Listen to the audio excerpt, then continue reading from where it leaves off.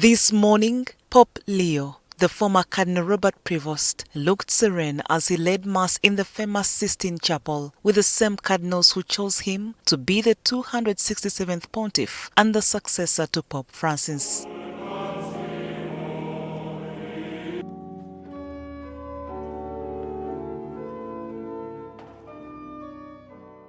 Resplendent in white, the Pope started his homily in English, acknowledging his heritage in Chicago, the area of his birth.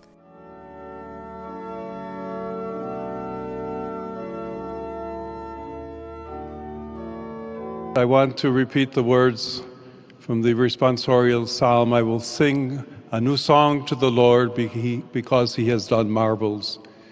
And indeed, not just with me, but with all of us, my brother cardinals, as we celebrate this morning, I invite you to recognize the marvels that the Lord has done, the blessings that the Lord continues to pour out upon all of us.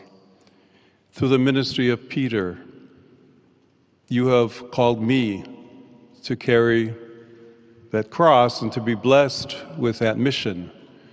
And I know I can rely on each and every one of you to walk with me as we continue as a church, as a community of friends of Jesus, as believers, to announce the good news, to announce the gospel. Reverting to Italian, the main language in use in the Vatican, the new pontiff told cardinals that he hoped to be a faithful administrator for the entire church, and added that the church should identify itself through the holiness of its members and not the grandeur of her buildings.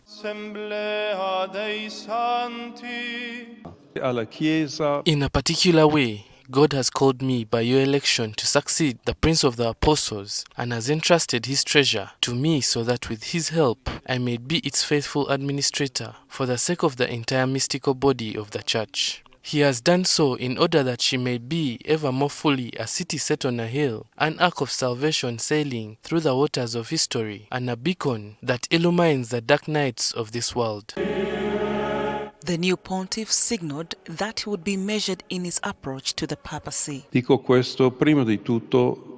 I say this first of all to myself, as the successor of Peter, as I begin my mission as Bishop of Rome, and according to the well-known expression of Saint Ignatius of Antioch, I'm called to preside in charity over the universal church. Dressed in relatively simple white and gold vestments, Leo, who was born in Chicago but spent 2 decades as a missionary in Peru, inherits a number of major challenges, ranging from a budget shortfall to divisions over whether the church should be more welcoming towards the LGBT community and divorces, and should let women play a greater role in its affairs.